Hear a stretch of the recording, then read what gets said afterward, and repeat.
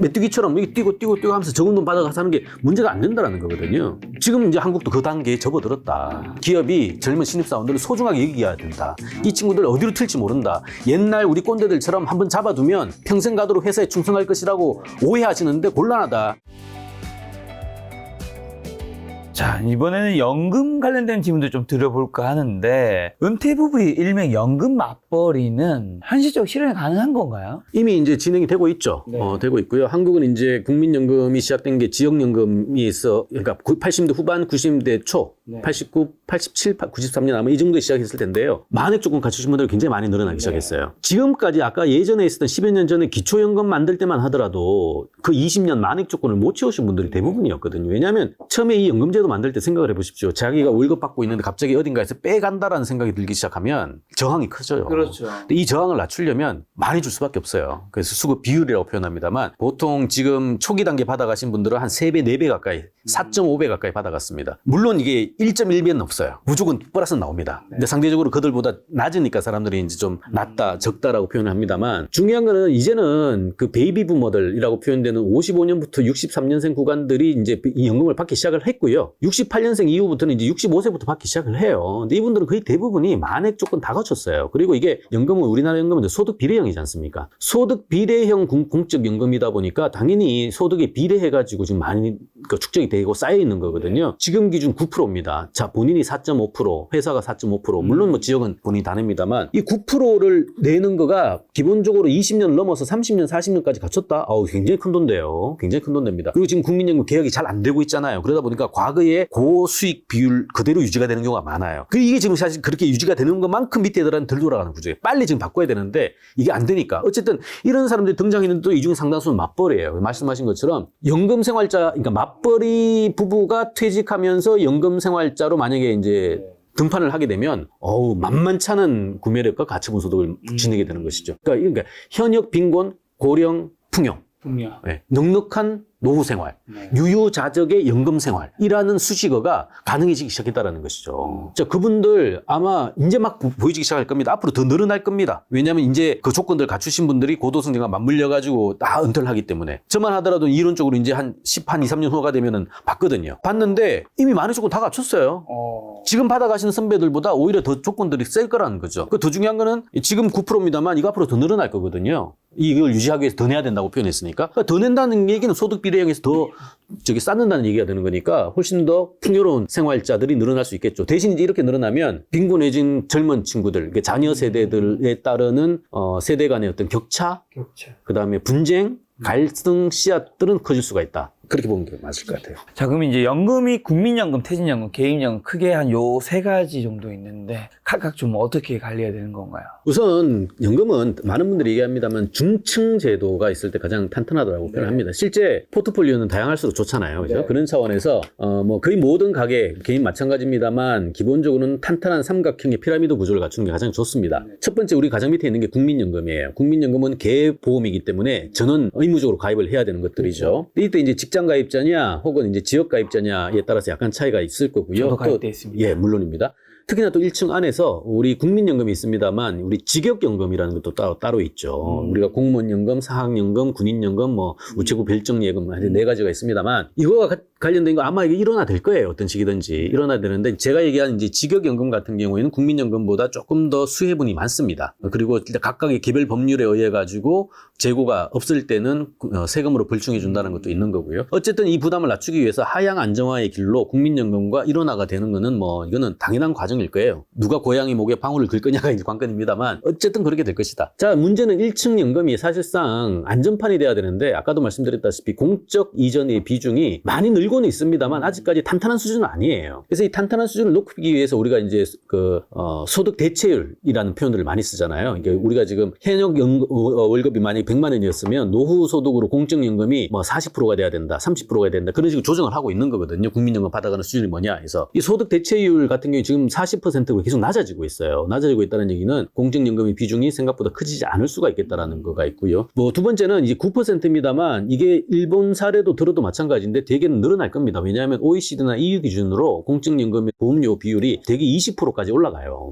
그 얘기는 우리가 이제 준조세까지 납부하는 국민 부담률이라는 통계가 있습니다만 국민 부담률이 빠른 속도로 늘어날 거거든요. 늘어나는 거가 일단 나쁠 수는 있어요. 왜냐하면 다 떼가니까. 근데 두 번째 잘 생각하면 낸 만큼 또 받아가는 구조거든요. 그런 거 구조를 생각한다면 전체적으로 소득 대체율은 낮아지지만 그 본인들의 보험료는 늘어날 거기 때문에 총량 자체는 늘어날 수 있겠다라는 생각을 합니다. 하지만 이것만 믿고는 갈 수가 없죠.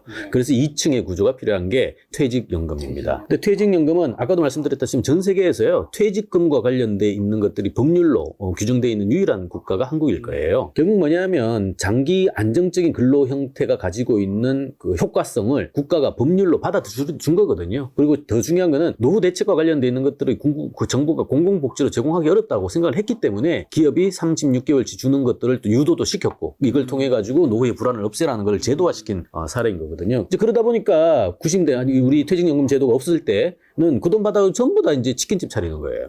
보통 뭐 목돈이 되니까. 그래서 우리는 한국인들도 좀 결정적인 원인 중에 하나죠. 우리가 이 창업이라는 게 치킨집 창업이 실업의 안전판 역할을 하고 있는 참 독특한 나라 중에 하나. 그러다 보니까 우리 개인 자영업자가 한 30%에 준하는 이런 결과가 나오는데 그렇게 해서 성공하면 상관없어요. 근데 치킨집에서 또 실패하시면 이분들이 또 전부 다 주민센터 앞에 오거든요. 그렇죠. 이러면 또 공공복지에 또 수요가 또 늘어나는 거예요. 또 부담이 되는 거죠. 야, 이거 좀 제도 좀 막자. 그러면 야, 이 목돈 좀 못 쓰게 해. 하고 묶어둔 게 퇴직연금 제도예요. 그래서 그렇게 만들다 보니까 이제 퇴직연금을 돌려가지고 운용을 해가지고 이제 크게 쌓아야 되는 것인데 아직까지 한국에서 퇴직연금 제도 시장이 크지 않고 물론 뭐 단기간에 많이 커졌습니다만 생각보다 아직 늦게 시작을 했기 때문에 선진국 대비 크진 않아요. 다른 나라 같은 경우는 굉장히 오랫동안 했고요. 특히나 우리 캘리포니아 기금 같은 경우에는 굉장히 오랫동안 해와서 탄탄한 방식으로 구조화를 좀 많이 시켰죠. 그거 잘못해가지고 좀 망가진 대표적인 나라가 일본이거든요. 일본이 이 퇴직연금 이거 잘못 운용해가지고 사실상 그 뭐 파산 나는 경우도 굉장히 많았고요. 그게 우리 잘 있잖아요. 잘 항공기 비행기 잘 법정 관리 들어갔던 대표적인 사례가 바로 퇴직연금 사례예요. 퇴직연금 사례. 왜냐하면 기존에 있는 분들에게 기존 퇴직자들에게 고연금자들인데 퇴직연금 비율을 높게 줬거든. 근데 자리 돈은 못 벌어. 그러니까 돈 번 게 전부 다 이식으로 들어가는 거예요. 그래서 이거를 비율을 낮추는 작업들을 한 게 이나모리 카즈오가 KDDI 회장이 들어가가지고 만든 게 그 구조거든요. 예. 그렇게 해서 결국 이제 그나마 정상화시킨 거죠. 근데 퇴직연금 제도가 한국에서는 아직까지 이제 퇴직연금 제도를 내고 있는 분들에 한해서 그거가 이제 있는 거잖아요. 그러다 보니까 첫 번째 이슈는 퇴직연금이 실제 도움이 될 수 있도록 이 운용기관들이 수익을 좀 많이 내줘야 된다. 라는 게 이제 첫 번째 과제인 거고요. 두 번째, 본인들도 좀 적극적으로 나서야 된다. 우리가 지금 이제 지정인 제도도 생겼고요. 이제 그런 제도 때문에 디폴트와 관련돼 있는 것들을 바꿀 수 있는 제도나 이제 새로운 어떤 허들들은 이제 있는 것 같아요. 이런 것들을 잘할 수 있도록, 즉 안전망의 역할을 할 수 있도록 퇴직연금과 관련된 제도를 해줘야 되고, 좀 필요하다면 퇴직연금 좀 잘 못하고 못 걸리는 운용회사 같은 경우에는 좀 이렇게 페널티도 좀 주고 하는 작업도 필요하다라는 생각이 듭니다. 이 구조를 통해서 2층을 만들어야 되는 거고요. 3층에 이제 특히나 이제 믿을 거는 나뿐이라고 하는 이제 개인연금 제도죠. 근데 개인연금도 똑같아요. 개인연금도 2층하고 똑같습니다. 기본적으로 자기 돈을 의탁해서 남에게 이제 트러스트로 맡겨가지고 돌리게 하고 수수료다 보수다 줘가지고 자기한테 백업받는 구조거든요. 그러려면 중간에 이 돈을 의탁받아서 운용하는 기관들에 대한 경쟁력, 그 다음에 투명성, 그 다음에 이런 것들이 결국 긴 시간에 걸쳐서 장기 불확실성을 없애주는 방향으로 전체적인 설계가 돼줘야 되는 건다라는 생각이 든다면 이런 1층, 2층, 3층 같은 것들을 잘 포트폴리오를 나눠가지고 본인의 생활 환경에 맞게끔 구조화를 시킬 필요가 있다라고 봅니다. 이런 걸 잘 세팅해 놓은 분들은 사실 노후 준비가 문제가 없겠지만 연금만은 이제 살 수 없는 분들도 꽤 많을 거란 말이죠. 그럼 그분들은 결국에 대응 방법은 아까 전에 말씀해 주셨던 건강한 몸으로 근로로서 끊임없이 캐시 플로우를 만드는 게 최선의 방법인 거겠죠. 이걸 못 만들었다면? 그렇습니다. 그러니까 지금부터 만들려고 노력은 많이 하셔야 되겠습니다만 만약에 이제 무리고 시간상 그게 여유가 없다면 가장 좋은 방식은 어쨌든 근로소득을 장기 안정적으로 확보하는 방향이에요. 그렇죠. 물론 당연히 현역 시절만큼 탄탄하게 받지는 못할 겁니다. 받아들여야 됩니다. 근데 그거 못 받아들여가지고 자꾸 이제 사회에 부증하는 방식으로 갈등을 일으키기보다 적어나마 어차피 이제 좀 축소지향적인 생활을 해야 되는 거니까요. 그 구조 안에서 본인의 불확실성을 감내하려면 어쨌든 본인이 몸을 놀려서 취직을 하든, 그러니까 창직을 하든, 혹은 뭐 창업을 하든 간에 기본적으로 KPI라고 있는 목표 자체를 조금 낮게 수정해가지고 일정 부분 근로소득을 하도록 만들어야 되는데 재미난 거는요. 그러니까 근로활동이 만들어내는 파생적인 효과도 분명히 있어요. 그러니까 제가 예전에 분석을 해보니까 고령은 빈곤이다라는 고정관념이 이제 들어가는 거죠. 가설이 있는데 빈곤이 발생하면요. 고립이 발생합니다.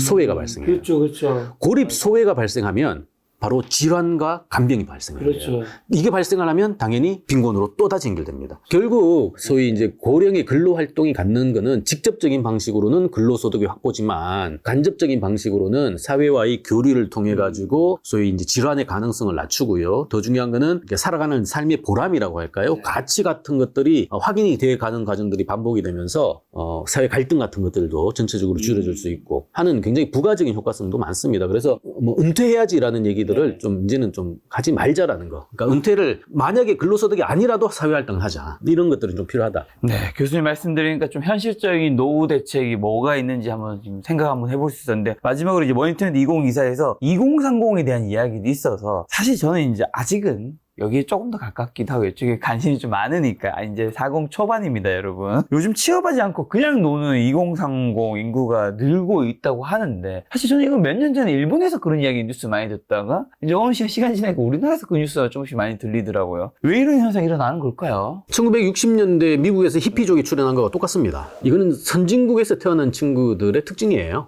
우리나라는 현재 너무나 고도의 압축 성장을 하다 보니까 저희 부모님 세대, 선배 세대들 같은 경우에는 후진국에서 태어나셔가지고 고속 성장을 주도하셨던 분들이고요. 굉장히 고생 많이 하셨죠. 사실은 우리가 꼰대다 뭐다 해가지고 좀 비난도 합니다만 사실상 그분들 덕분에 우리가 여기까지 쓴 거죠. 예, 한강의 기적 같은 것들. 예. 중간에 껴있는 우리들, X세대, 예, 뭐 586 혹은 우리 MZ세대의 전기 M들 포함해서 이분들 같은 경우에는 개도국에서 태어나셔가지고요. 물론 뭐 빈곤했습니다만 갈수록 뭔가 양이 늘어나는 것을 또 경험한, 그러니까 현재의 고통을 감내했을 때 미래의 편익이 올 수 있다는 것을 확인했던, 쉽게 얘기해서 헝그리 정신을 가지고 있는 이 중년들이 지금 버티고 있는 거고요. 우리가 또 낳은 자녀들이 우리 Z세대들이죠. 근데 이분들은 사실상 선진국에서 태어나신 분들이에요. 태어날 때부터 삼시세끼 걱정한 적 없고요. 밥이 없으면 고기 먹으면 되지. 뭐 이런 비유가 가능한 사람들이라는 거죠. 이런 분들이 사실은 그 리스크를 테이킹할 리가 없어요. 근데 이런 분들이 우리가 지금 기성 중간에 껴있는 부모 세대, 저기 선배 세대들이 우리의 언어와 문법으로 그들을 재단하고 얘기를 하는 거예요. 왜 취직을 안 해요? 취업 안 하고 어떻게 살라고? 좀 미안한 얘기인데 그분들이 볼 때 기준값은요, 취업 안 해도 살 수 있어요. 우리가 취업 안 하면 살 수 없다라는 이 틀에 박힌 고정관념을 갖고 있다 보니까, 야, 너네 그렇게 살면 안 돼. 답답해. 힘들어. 결혼 안 하면 힘들어. 뭐 이런 얘기를 하는 건데, 그런 얘기 할 필요가 없는 거예요. 안 해도 잘 살 수 있는 방식을 이미 알고 있는 친구들이거든요. 그런 식의 맥락을 놓고 본다면 이미 시대 흐름이 만들어낸 자연스러운 인구 그룹의 출현인 거예요. 근데 그거가 불편한 거는 기성세대일 뿐이고요. 그들은 그렇지 않습니다. 그리고 실제 한국은요, 아무 일도 하지 않아도 사실상 굶어 죽지는 않는, 물론 뭐 그런 좀 부작용이나 그 불상사들이 있습니다만, 이제 그분들은 좀 가려졌거나 이제 소외돼서 그런 거고요. 법 제도적으로는 적어도 커버할 수 있는 가능성이 굉장히 큰, 명실상부한 이미 선진국 그룹에 진입을 한 국가거든요. 그래서 2030의 달라진 트렌드, 인식, 변화들은요, 그 자체로 옳고 바람직한 거예요. 그거를 그렇지 않은 시선들이 보면서 예단을 하고 재단을 하면서 평가를 하니까 문제가 있는 것들이죠. 2030 세대분들이 들으면 굉장히 좋아할 것 같은 교수님의 멘트이셨는데, 자, 자발적 프리터. 근데 스스로 아르바이트 인생을 이제 선택하기도 하던데, MZ세대의 직업관은 어떻게 해요? 이런 거로. 사실 제가 이제 기성세대에 좀 더 가까워서 그런지 몰라도, 아르바이트, 이제 그렇게 해서 평생 먹고, 노후 준비까지 되면 저도 좋아요. 물론 이제 남의 인생을 제가 뭐라 할 수는 없지만, 사실 안정적인 직장을 다녀도 노후 준비가 안 되는 분들이 너무 수두룩하잖아요. 그럼 그때 가서는 사실 그 선택을 못 바꾸잖아요. 그럼 되게 힘들어지는데, 정말 괜찮은지 저는 걱정이 됩니다. 예, 그것도 이제 선배 세대의 꼰대. 예, 꼰대적인 마인드다라고 생각을 합니다. 그렇죠. 뭐냐면요, 이렇게 생각해 보시죠. 경제학적 비용 대비 편익, 이른바 가성비를 한번 선택을 해봅시다. 알바라는 한 카드가 있고요. 한 카드가 우리 정규직, 대기업 정규직 카드가 있어요. 옛날에는 당연히 이 정규직 카드가 투입 대비 만들어내는 편익이 훨씬 더 압도적으로 컸다라는 거죠. 그러다 보니까 지금 굉장히 괴로워도 버티고 참고 배고파도 뭐 이러다 보면 지나고 나서 인생 전체에 걸쳐가지고 너무나 뚜렷한 편익을 줬다는 거예요. 인생 살아볼 만한 가치가 있다라고 본 거죠. 자, 지금은 이제 이렇게 보죠. 알바가 있고 정규직이 있어요. 자, 이 전제가 가능했던 거는 뭐냐면 기본적으로 회사가 돈을 오랫동안 번다라는 거가, 그래야 월급 계속 늘어나겠죠.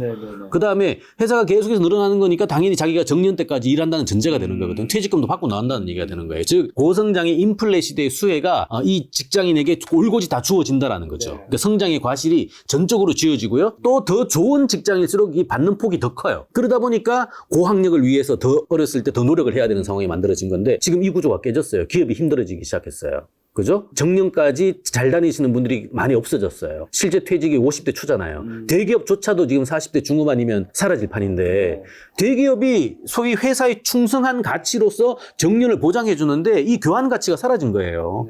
그리고 더 중요한 거 있죠. 호봉제도 흔들리기 시작한 겁니다. 지금 젊은 친구들이 사실은 어렸을 때 돈을 적게 받고 나이 들을 때 많이 받는 구조를 고도성장 때 만들어진 이 임금 구조를 이 고성장 때는 받아들였는데 지금은 어렸을 때 적게 받는 거가 지금 싫은 거예요. 왜? 이 회사에 오래 다닐 게 아니거든요. 그러면 나중에 받을 편익을 위해서 지금의 고통을 감내할 이유가 없는 거죠. 그러다 보니까 임금 곡선이 이런 식의 가파른 흐름에서 그냥 이렇게 가고 있어요. 이걸 알고 있는 친구들이 선택을 하는 거죠. 반면에 이 정규직 들어갔을 때 부담, 노르마 얼마나 큽니까? 정규직 들어가면요. 어쨌든 정규직이란 이유만으로 직장 상사부터 시작해가지고 굉장히 많이 밥 먹기 싫은데 저녁 먹어야 되고 회식도 해야 되고. 예, 뭐 탬버린 흔들기 싫은데 흔들어야 되고 요즘 템퍼링 많이 안 아닙니까? 하는데. 예, 뭐 하여튼 회식하기 싫은데 회식 가야 되고 뭐 이런 거 있잖아요. 그러니까 소위 정규직이 가지고 있는 정량정성적인 부담이라는 게 사실 굉장히 크거든요. 승진 특히 앞두고 있으면 굉장히 많은 이 심리적 압박도 있고요. 예. 그러니까 이런 것들이 있으면서 그 돈 받아가지고 불안하게 갈 것이냐가 한 카드고 이 알바는요. 대신 월급은 작겠죠. 돈은 적겠죠. 하지만 가용 가능한 자기 시간 충분히 있고요.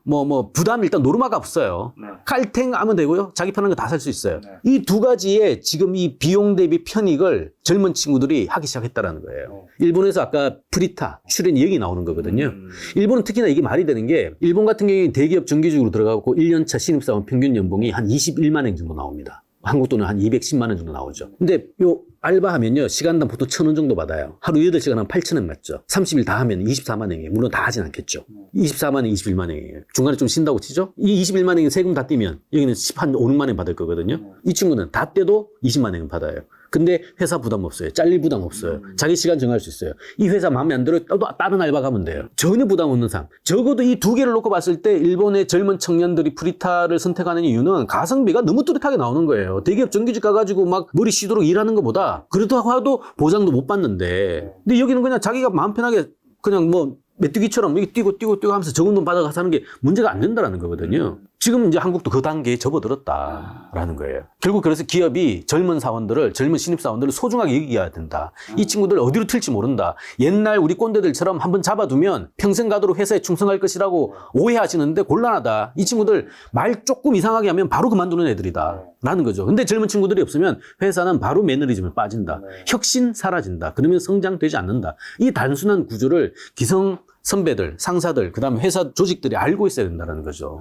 교수님 말씀은 지금 너무나도 공감이 가지만 제가 그럼 한 가지만 더 추가 질문 한번 해보겠습니다. 제가 이제 꼰대를 대표해서 아르바이트 좋아요. 근데 문제는 제가 생각했을 때 아르바이트 정규직의 차이의 가장 큰 문제는 장단점이 다 있겠지만 아르바이트는 연봉이 그게 잘 오르지 않잖아요. 아르바이트 계속하면. 근데 어쨌든 직장 생활이나 대기업이든 뭐 그런 안정적인 거는 물론 그 여러 가지 힘든 게 있긴 하지만 어쨌든 연봉이 점핑을 하잖아요. 그러니까 10년이 지났을 때 내 연봉이 어쨌든 점핑한 사람은 그러니까 사람이 조금씩 내가 뭐 엄청난 대단한 성공은 아니라도 누구나 조금이라도 성장하고 싶은 마음이 있는 거잖아요. 근데 아르바이트는 뭔가 그런 전문성 있는 아르바이트를 하면 상관이 없는데 전문적이지 않은 걸 하면 사실상 이 성장이 별로 안 된단 말이죠. 그럼 10년이 지났을 때도 정말 괜찮을 수 있을까? 요 질문 드려보고 싶네요.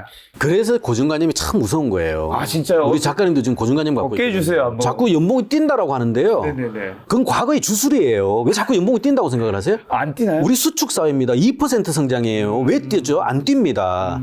일본이 지금 임금 정체가 25년 이상이에요. 디플레의 원인이 바로 임금 인상이 안 됐거든요. 지금 일본의 기시다 총리가 지금 가장 크게 내거는 게 뭐냐면 임금의 베어업이라 그래서 베이스를 올리는 거예요. 왜냐하면 막 물건 사는 건 인플레가 막 뛰었거든요. 드디어 막 인플레가 생겼는데 임금이 20년째 계속 정체인 거예요. 그러니까 절대 빈곤이 발생하는 거죠. 일본이에요. 89년도, 90년대에 막 버블일 때 임금 뛰는 거요. 곱하기 2배, 3배씩 떴어요. 근데 20년 만에 지금 상황이 어떻게 됐습니까? 임금은 뛰지 않는 게 상식인 사회가 된 거예요. 대신에 그걸로 살 수 있는 우유값도 안 뛰는 사회였던 거죠. 그게 수축사회, 축소사회의 면면인 거. 한국이 이제 진입했다라는 겁니다. 왜 임금이 뛸 거라고 생각하시냐는 거죠. 뛰는 사회는 끝났다라는 거예요. 그렇다면 당연히 알바 인생이 적어도 정규직 인생하고 경쟁할 수 있는 기본 무대는 갖춘 거죠. 특히나 한국은 최저임금까지 많이 떴잖아요. 그런 것까지 생각한다면 당연히 뭐 20대, 30대가 생각하는 정규직에 대한 부담보다 알바적 인생이 오히려 더 부담 없이 살 수 있는 케이스가 있을 수 있다는 것이죠. 교수님한테 계속 혼나고 있는 듯한 느낌이. 자, 젊은 세대가 그럼 있어야 빌자리가 비게 되면 사실 그건 또 사회적으로는 또 문제가 되는 거잖아요. 그럼 그 자리 누가 채우게 되는 거죠? 그래서 이제 골치 아픈 게 이런 겁니다. 그러니까 사실 최고의 복지가 일자리라는 표현도 했습니다만 일자리는 사실 굉장히 중요한 그러니까 나라 전체로는 우리가 재정을 축적하는 데 중요합니다만 개인적으로는 먹고 사는 호구지책의 이슈이거든요. 그래서 일자리는 굉장히 전략적이고 장기적으로 조정하고 유도해야 되는 정책 베이스 중에 하나예요. 근데 중요한 건 앞으로 어쨌든 후속 인구가 줄면서 그들이 공급됐던 일자리의 내용도 양과 질에서 재편될 수밖에 없습니다. 그건 당연한 현상이에요. 자, 이걸 그러면 줄이는 가장 좋은 방식으로서 지금까지 접근 방식이 뭐냐면 고용 절감형의 생산 현장이에요. 바로 키오스크다, 로봇이다, 뭐 다 있는데 이거 바로 후폭풍으로 다가올 겁니다. 젊은 애들이 돈을 못 버는데 어디 가서 키오스크를 눌러가지고 밥을 먹겠냐고요. 그러니까 당장은 좋을 수 있겠으나 그만큼 경제라는 것은 소위 순환이죠. 스파이럴입니다. 연결돼서 가는 건데 어느 순간 하나 끊겨버리면 당장은 편할지 몰라도 돌고 돌고 돌아가지고 부작용을 만들거든요. 누가 혹자가 이런 얘기 하죠. 초고령화가 되면 인플레가 만들어질 거예요 라고 얘기하는 건데 그것도 이제 좀 문제가 되는 게 뭐냐면 초고령화가 돼서 젊은 친구들이 이 초고령화의 수요를 공급 못하다 보니까 당연히 최저임금 올리고 최저임금 오르다 보니까 임금비 오를 거고 임금비 오르면 당연히 원가 오를 거고 원가 오르면 인플레가 발생할 것이다라고 얘기하는 건데 문제는 그들이 고용될 수 있는 일자리가 있을 때 이게 가능한 얘기예요. 이거조차 없으면 어떡할 거냐는 거죠. 참고로 일본 같은 경우에는요. 일자리가 계속해서 공급될 수 있는 내수의 시장이에요. 내수의 경제입니다. 전체 GDP 중에서 85%가 내수 시장인 애들이에요. 내수는 전형적으로 일자리와 연결되거든요. 서비스와 연결되는 작업들. 그러다 보니까 청년 애들이 끊임없이 공급이 될 수. 그러다 보니까 지금 일본의 청년 애들은 회사는 두세 군데에 합격 증서 받아놓고 어디 갈까 고민하고 있는 거거든요. 근데 우리나라는 내수가 40%도 안 되는 나라예요. 그렇죠. 앞으로 아마 이런 식으로 가면 기업들은 더 빨리 노동 절감형의 산업 현장으로 재편할 거예요. 혹은 이 와중에 또 아까 얘기한 이민 같은 이슈가 들어오겠죠. 도대체 한국의 청년들을 받아주려고 하는 이 구조가 있냐라는 거예요. 그런 상황 속에서 이 친구들이 어떤 희망을 가질 수가 있으며 어떤 비용 편익을 생각할 수 있겠냐라는 거죠. 그러다 보니 당연히 0.7이라는 말도 안 되는 출산율 혹은 인생의 바톤 터치를 거부하는 방식으로서의 각자 도생의 삶을 선택할 수밖에 없는 환경들이 만들어진다는 거죠. 자, 그럼 구직하지 않는 2030 중에는 상당수 또 히키코모리인 경우도 이제 있는데 이 현상도 일본을 따라가게 되는 건가요? 그렇죠. 이제 좀 지나면 겨울입니다만 네. 우리 겨울에 가장 좋은 게 이불 안이 제일 안전하잖아요. 잘 안전하죠. 네. 아무 일도 일어나지 않죠. 그렇죠. 같은 겁니다. 저도 오늘 아침에 10시 저희 교수님과 촬영이었는데 9시까지 침대 안에서 계속 예, 안 나와요. 맞습니다. 선진국에서 태어나면요. 안 나와도 사는데 문제 없거든요. 네. 근데 개도국에서는 이불 밖에 안 나오면 죽어요. 그렇죠. 예, 나와서 어떤 시기든지 움직여야 됩니다. 근데 얘네들은 이 젊은 친구들은 그걸 알아요. 당연히 안 나옵니다. 더 중요한 거 옛날에는요. 안 나올래 안 나올 수가 없어요. 다 같이 한 방에서 잤기 때문에. 이불 털고 뭐 청소하고 밥 먹으라고 난리가 납니다. 지금은 다 마이 룸이 있는 사람들이에요. 그리고 더 중요한 거 다 손에 컴퓨터 두세 대씩 다 들고 있잖아요. 방 안에 세상이 있지. 그렇죠. 나갈 이유가 없는 거예요. 심지어 요새 뭐 한국형의 배달 뭐 있잖아요. 누르기만 하면 집 앞까지 다 갖다 주는데 왜 나갑니까? 앞으로 히키코모리 굉장히 늘어날 거예요. 굉장히 큰 사회 문제가 될 확률이 오히려 일본보다 더 큰 사회 문제가 될 것이라고 저는 거의 확신을 합니다. 왜냐하면 일본보다 더 환경은 빨리 변화하고 있고요. 낙인 효과 같은 것들도 더 한국은 더 세기 때문에 들어가기 전에 막아야 되는데 한번 들어가면 다시 빼기는 쉽지 않은 상황이 될 것이다. 아마 큰 사회 문제가 될 확률이 높다라고 봅니다. 그러면 니트족이라든가 은둔형 외투와 관련된 사업이 있다면 이런 건 좀 어떤 게 있고 이런 시장은 얼마나 좀 커질 수 있을까요? 기본적으로 그 사회 복귀와 관련돼 있는 이제 이슈이기 때문에요. 사실상 옛날에는 없었던 거 이런 거예요. 옛날에는 물건이 시장을 만들었거든요. 물건이. 네. 이제는 사람이 시장을 만듭니다. 사람이. 물건을 만들 시대에는요. 그냥 사람 안 봐도 돼요. 만들면 팔렸습니다. 그러다 이제 보면 문제가 생기겠죠? 이제 재고가 생기는 거예요. 네. 재고를 어떻게 풀 것이냐. 이게 이제 갖고 문제가 생기는데 이제는 사람이 수요를 만듭니다. 그러니까 달라진 사회. 옛날에 히키코모리 생각 못 했잖아요. 젊은 친구들의 소위 이 향상심이 없는 것과 관련돼 있는 수요들, 욕구들 생각을 못 했단 말이에요. 배달 시장이 이렇게 클 거라고 생각 못 했지 않습니까? 아니, 뭐 저희 집도 마찬가지인데요. 소득도 없는 친구들이 왜 택시를 탈 것이며 왜 배달 주문을 해 먹지? 라는 생각이 우리 꼰대들은 생각이 있거든요. 네. 근데 그 시장이 이미 상당히 크잖아요. 경제학적으로 합리적으로 판단이 안 되는 새로운 수요들이거든요. 히키코모리도 마찬가지입니다. 그들을 계속 뒀을 때 비용으로밖에 증가가 되지 않아요. 그렇다면 그 비용이 편익이 될 수 있는 트리거가 필요하고요. 그 트리거는 시장이나 기업에서 사업 모델로 얼마든지 만들 수 있다라는 거예요. 그것들이 규제라는 이름으로 사장되지 않도록 서비스화로 비즈니스 모델로 체화될 수 있도록 사회 전체적인 설계를 재구성해주는 구조개혁이 선행돼야 되는 이유도 여기 있는 겁니다. 문제로 보지 말자. 기회로 보자. 역발상, 고정관념의 파기 이런 것들이 사실은 앞으로 한국 사회에서 굉장히 중요한 키워드나 화두가 될 것이다 라고 봅니다. 그러면 이제 오늘 마지막 질문은 지금 방금 전까지 얘기했던 건 종합하는 질문인데요. 2030 무직 그리고 캥거루 주가 그럼 이들의 노후는 어떻게 되는지 이제 부모 세대가 이제 사라지면 사실 부모 세대가 있기 때문에 방 안에 있어서 그래서 버티고 있는 것도 있는 거잖아요. 사실 그래도 내가 살 수 있으니까 자립할 수 있을지 어떤 사회 현상이 생길까요? 이분들이 사실은 부모 세대가 돌아가시면 그건 그때부터는 진짜 아주 너무 큰 일이 벌어질 것 같은데. 단기 충격은 클 겁니다. 왜냐하면 지금 부모님들이 가지고 있는 스톡들과 관련돼 있는 이 플로하가 지금 중요한 시대 과도가 될 텐데요. 요게 이제 일단락 되는 과정에서 굉장히 큰 충격들이 있을 거예요. 우리가 대표적인 게 이제 부모님이 돌아가셨는데 신고를 하지 않고 부모님 연금을 계속해서 받아서 자녀들이 쓰는 그러니까 이제 중년 캥거루족 아까 얘기한 중년 히키코모리가 이제 그렇게 될 확률이 굉장히 높거든요. 실제 있었나요? 일본에서 많았어요. 일본에서는 한때 제 기억이 맞다면 114살 된 할머니가 살아 계신 걸로 추정이 돼요. 왜냐하면 일본도 이제 100세가 넘으면 공무원이 찾아가가지고 예를 들어 뭐 선물도 드리고 오래 살아서 고맙습니다. 이제 상징적인 이런 이제 작업들을 많이 하고 일본 같은 경우에는 100세 넘으면 총리가 뭐 은색 잔을 이렇게 막 이제 주는 우리로 치면 이제 노인들 이제 청와대에서 주는 지팡이 같은 거 있잖아요. 이제 그런 식으로 했는데 공무원이 찾아갑니다. 찾아가면은 이제 자녀들도 이제 80, 90이 됐지. 그렇지. 이분들이 얘기하는 거, 지금 아파서 누워 계세요. 근데 확인을 해야 되는데 확인 안 하고 그냥 가는 거예요. 이제 114살까지 살았다고 이제 기네스북에 오른다 만다 이 정도 되니까 문제가 된 거예요. 직접 가 찾아보니까 한 40년 전에 이미 돌아가신 거야. 40년 동안 연금을 타먹은 거죠. 이런 식의 문제들 당연히 생길 거라고 봅니다. 문제는 이게 일단락 됐을 때 이제 후속 세대들이 이제 살아갈 때 이런 식의 이제 사회 문제들, 새로운 사회 문제들이 반드시 생길 거예요. 생기는데 두 번째는 이제 그거는 이제 극단적인 사례니까 일반적으로 어떻게 될 거냐? 그냥 축소지향적인 노후의 새로운 삶들이 일반화될 거예요. 기성세대가 가지고 있는 노후의 풍경과 다른 축소지향적인 MZ세대만의 노후의 풍경들 지금 아마 상상하기 어려울 것 같은데요. 그런 식의 모습들이 충분히 보여질 거다라는 생각이 들고 그거 미래를 보고 싶으시면 지금 유럽 쪽에 가보시면 된다. 왜냐하면 유럽의 저출산 고령화가 한국보다 훨씬 빨랐고요.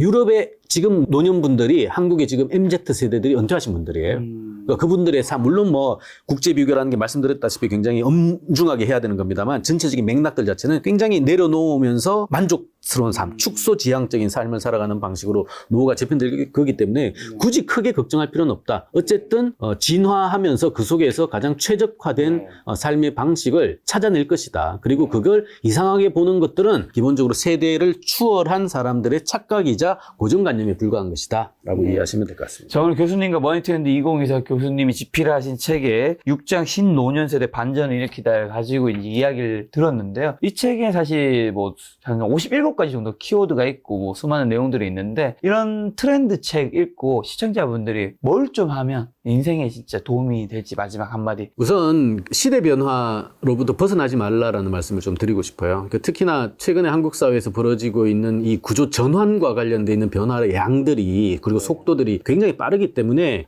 물론 뭐 눈앞에 호구지책 때문에 여유도 없고 뭐 힘들기도 합니다만 이 흐름에서 한번 놓쳐버리면 그리고 한번 깨닫기 나면 이미 옷이 흠뻑 젖어 있는 자신을 발견하게 될 것이다라는 생각이 듭니다. 룰이 바뀌고 있습니다. 피봇이라고 표현되는 기본 축이 지금 흔들리고 있는 상황이거든요. 그리고 이 흔들리는 축은 또 금방 새로운 질서와 준칙으로 제도화가 될 겁니다. 근데 이것을 멀리서 소외하거나 방관만 하게 되면요. 그 흐름에 따라가는 선밖에 되지 않는 것이죠. 적어도 먼저 가가지고 기다릴 수는 없다면 이 흐름에 순응해서 올라가는 것들이 굉장히 중요한 것 같아요. 파도가 일면 서핑을 할 준비를 해야죠. 근데 파도가 이는데 앉아서 팔짱 끼고 언제쯤 올라탈까만 바라봐서는 곤란하다라는 생각이 듭니다. 이 시대 변화의 가장 중요한 인자가 바로 생산과 소비 혹은 수요와 공급을 결정하는 밑바닥에 깔려있는 모수 변수로서 상수로서의 인구 구조의 양과 질과의 변화라는 생각이 듭니다. 그런 점에서 인구 이슈를 너무 어렵게만 보지 말고요. 또 너무